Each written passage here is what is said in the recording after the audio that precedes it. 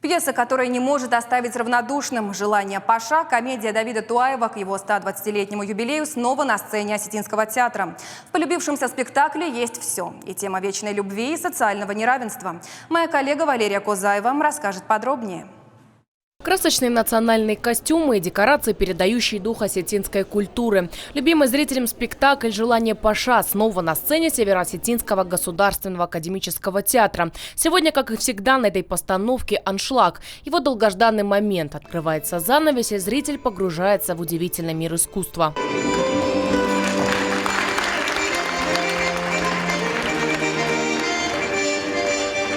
Пьеса рассказывает историю любви молодого парня из бедной семьи и красавицы, для которой родители видят жизнь с богатым женихом. Прибегая к разным хитростям, местная сваха Мышерхан всячески пытается помешать влюбленным быть вместе. Но расстроить счастье и разлучить их не удается никому. Я считаю, что это просто народная пьеса. Она непритязательная структурно, по композиции. Она проста, понимаете, как будто бы, да? Но она ложится на сердце. И что меня всегда потрясало, я небольшой специалист в осетинском языке, но даже я понимаю, насколько она написана вот именно на осетинском замечательном языке.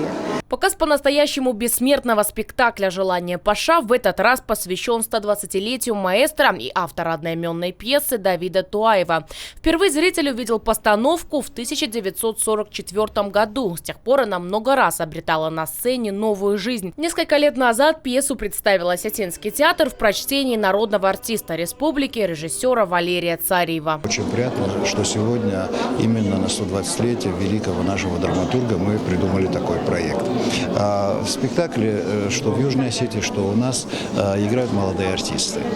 Конечно, для них это очень интересно и очень ответственно, потому что, когда вспомню, кто играл эти роли, и в народе их помнят, даже все тексты, все песни в народе до сих пор гуляют, поэтому большая ответственность. И у меня, как у режиссера, естественно, у артистов тоже большое волнение.